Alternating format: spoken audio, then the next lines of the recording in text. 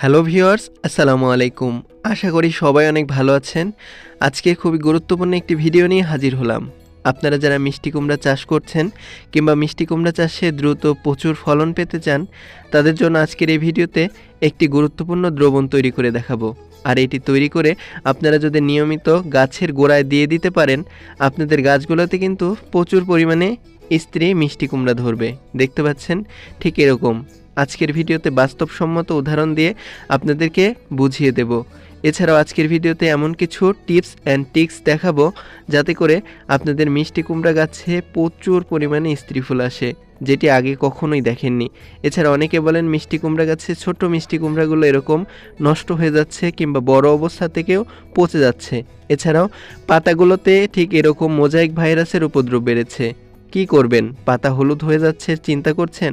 তাহলে পুরো ভিডিওটি দেখতে হবে। চলুন শুরু করা যাক। শুরুতে একটি পাত্র নিতে হবে। আমরা এখানে একটি সাদা বোল ব্যবহার করেছি, আপনারা যে কোনো পাত্র ব্যবহার করতে পারেন। এবার যা লাগবে সেটি হচ্ছে কলার খোসা। আপনারা কলা খাওয়ার পর কলার খোসা মোটেও ফেলে দেবেন না। এই কলার খোসা দিয়ে এত গুরুত্বপূর্ণ সার তৈরি হয়, বুঝতেও পারছেন না। তো এই কলার খোসা নিয়েছি 4 থেকে 5টি।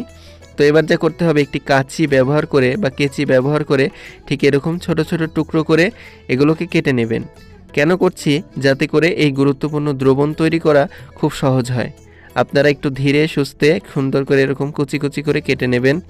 আর কলার খোসায় প্রচুর পটাশিয়াম থাকে, যেটি গাছের বৃদ্ধির জন্য এবং ফুল ফল আনতে খুবই কার্যকরী। তো দেখতে পাচ্ছেন আমরা 5টি কলার খোসা নিয়েছি। এবার নিতে হবে পেঁয়াজের খোসা বা রসুনের খোসা।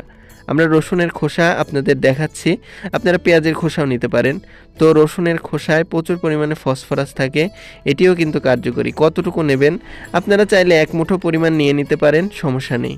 তো এবার যা করতে হবে, নিয়ে সুন্দর করে এই বোলে পানি নিয়ে নিতে হবে। কতটুকু নেবেন? আপনারা চেষ্টা করবেন 250 মিলি পানি নেওয়ার জন্য, যাতে করে এই উপাদানগুলো অর্থাৎ রসুনের খোসা বা এরকম কলার খোসা সুন্দরভাবে ডুবে থাকে। ঠিক এভাবে চামচ দিয়ে ডুবিয়ে দেওয়ার চেষ্টা করবেন। দেখতে পাচ্ছেন ঠিক এভাবে দিচ্ছি। এবার এটাকে 3 থেকে 4 দিনের জন্য রেখে দিন এক জায়গায়।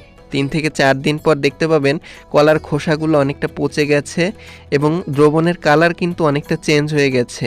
তো এখানে রসুনের যে খোসার উপাদান সেটিও কিন্তু এই দ্রবণের মধ্যে চলে এসেছে, যা খুবই কার্যকরী এই দ্রবণের জন্য। এবার যা করবেন, একটি ছাঁকনি নিয়ে নেবেন। আমরা এখানে একটি ছাঁকনি ব্যবহার করেছি, আপনারা যে কোনো ছাঁকনি ব্যবহার করতে পারেন। এবার এই দ্রবণটাকে খুব ভালোভাবে পরিষ্কার আরেকটি পাত্রে ছেঁকে নিতে হবে। আমরা মগের মধ্যে এটাকে ছেঁকে নিচ্ছি। তো এই দ্রবণটা এতটা কার্যকরী, আপনি যদি না দেন গাছে বুঝতেই পারবেন না। আপনি দিলেই বুঝতে পারবেন যে আপনাদের গাছে আগে কেন এই দ্রবণটি দেননি। তো এভাবে সুন্দর করে ছেঁকে নিতে হবে। ভিউয়ার্স, আমরা সাবধানতার সাথে ছেঁকে নিচ্ছি, যাতে করে এই যে উপাদানগুলো এই দ্রবণের মধ্যে না থাকে, কেননা আমরা এটি গাছে স্প্রে করে প্রয়োগ করতে পারি। তো এভাবে খুব সুন্দর করে গুলিয়ে নিয়েছি। এই দ্রবণটি কিন্তু বেশ কার্যকরী। তো এটাকে সরাসরি গাছে প্রয়োগ করলে দেখা যাবে যে অল্প গাছে প্রয়োগ করতে পারবেন।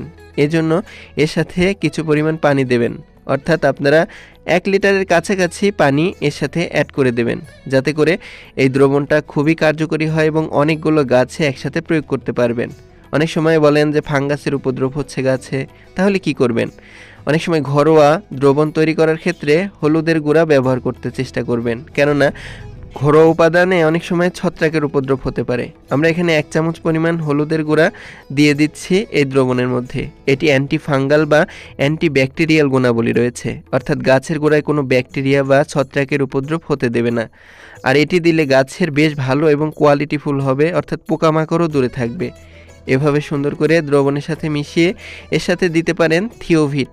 থিওভিট হচ্ছে সালফারযুক্ত ছত্রাকনাশক, আপনার যে কোনো কীটনাশকের দোকানে পাবেন। এটি সালফার থাকায় ভিটামিনের কাজ করবে। বিশ্বাস করুন, এটি দেওয়ার ফলে এই দ্রবণটা এতটাই কার্যকরী হয় যে দ্রবণটা আপনি যদি গাছে স্প্রে করে দেন, অনেক সময় লাউ নষ্ট হয়ে যাওয়া বা মিষ্টি কুমড়া নষ্ট হয়ে যাওয়া এটি কিন্তু একেবারেই হবে না। অর্থাৎ এটি দিলে গাছে পোকামাকড়ের উপদ্রব যেমন কমে, তেমনি গাছে ছত্রাক বা লাউ বা পচে যাওয়া মিষ্টি কুমড়া পচে যাওয়া এগুলোর উপদ্রবও হয় না। ফলে আপনারা এটি গাছে গোড়ায়ও দিতে পারেন, গাছে স্প্রে করে দিতে পারেন। এটি আপনারা গাছের গোড়ায় দিতে চাইলে গাছের গোড়ায় দিয়ে নিয়মিত গাছে পানি দেবেন। এতে করে মিষ্টি কুমড়া গাছে মিষ্টি কুমড়া প্রচুর পরিমাণে আসবে এবং নষ্ট হবে না। অনেক সময় দেখা যায় যে মিষ্টি কুমড়া নষ্ট হয়ে যায় বা ছোট অবস্থায় বা বড় অবস্থা থেকে এরকম ফাটালে দেখা যায় পচা বের হয়। এজন্য কি করবেন, এটি হলো হ্যান্ড পলিনেশন না হওয়ার প্রভাবে। এজন্য প্রথমে পুরুষ ফুল বাছাই করুন। এবার এই যে দেখতে পাচ্ছেন এটি হলো স্ত্রী ফুল। তো পুরুষ ফুলের পাপড়িগুলো সারিয়ে দিয়ে এরকম পুংদণ্ড থাকবে, এটি স্ত্রী ফুলের গর্ভমুণ্ডে ঠিক এভাবে ঘষতে থাকুন। 5 থেকে 7 সেকেন্ড এরকম ঘষুন। হয়ে গেল হ্যান্ড পলিনেশন বা হাত পরাগায়ন। আর এটি করে দিলে দেখতে পাবেন এই যে স্ত্রী ফুলগুলো অর্থাৎ মিষ্টি কুমড়াগুলো নষ্ট হচ্ছে না, অর্থাৎ টিকে যাবে। আপনারা এই কাজটি করতে পারেন। এর পাশাপাশি আপনারা অবশ্যই হ্যান্ড পলিনেশন করিয়ে দেওয়ার পরও মাছি পোকার উপদ্রব অনেক সময় বেড়ে যায়। তখন কি করবেন, এজন্য এই যে পলিথিন দিয়ে এই যে হ্যান্ড পলিনেশন করিয়ে দিলেন, সেই ফুলটি এরকম করে হালকা করে উপর দিয়ে পলিথিন দিয়ে দিবেন। দেখতে পাবেন ফ্রুট ফ্লাইয়ের উপদ্রব কমে গেছে বা কিউকারবিট ফ্রুট ফ্লাই অ্যাটাক করতে পারবে না, এই কাগজের এই স্তর ভেদ করতে পারবে না। অর্থাৎ এই মিষ্টি কুমড়া টিকে যাবে। অনেক সময় ছোট অবস্থায় মিষ্টি কুমড়া নষ্ট হয়ে যায়। আপনারা চেষ্টা করবেন এই ছোট অবস্থায় যেগুলো নষ্ট হয়েছে সেগুলো দ্রুত জমি থেকে অপসারণ করার জন্য।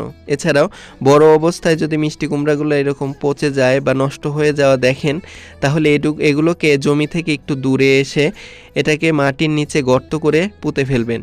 এতে করে দেখতে পাবেন অন্যান্য মিষ্টি কুমড়াগুলো আক্রান্ত হবে না, অর্থাৎ এই ফ্রুট ফ্লাইয়ের উপদ্রব হবে না। এছাড়াও আপনারা চাইলে অ্যামিস্টার টপ, এটি কিন্তু বাজারে বা কীটনাশকের দোকানে পাওয়া যায়। আপনারা যারা অনেক বড় জমি রয়েছে তারা এই অ্যামিস্টার টপ স্প্রে করে দেবেন নিয়ম মাফিক। আর এটি দিতে পারলে গাছে কিন্তু নষ্ট হবে না কোনো মিষ্টি কুমড়া। আর এটি মূলত বড় জমির ক্ষেত্রে প্রযোজ্য। তো এবার যা করতে হবে, আপনাদের গোপন টিপস দেখি, মিষ্টি কুমড়া গাছে 10 পাতা হয়ে গেলে ডগাটি কেটে দেবেন বা ছিঁড়ে দেবেন। তো এটি করলে কি হবে, 500 শাখা বৃদ্ধি পাবে।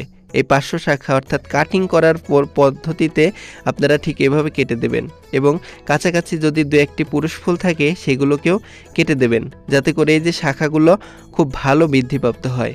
আর এই পদ্ধতি অনুসরণ করলে যে নতুন শাখাগুলো বের হবে সেই শাখাগুলোতে প্রচুর স্ত্রী লাউ হবে। আপনাদের বাস্তব এবং প্র্যাকটিক্যালি দেখিয়ে দিচ্ছি, দেখতে পাচ্ছেন এই যে শাখা থেকে প্রচুর স্ত্রী লাউয়ের জালি এসেছে, অর্থাৎ স্ত্রী মিষ্টি কুমড়ার জালি এসে ভরে গেছে।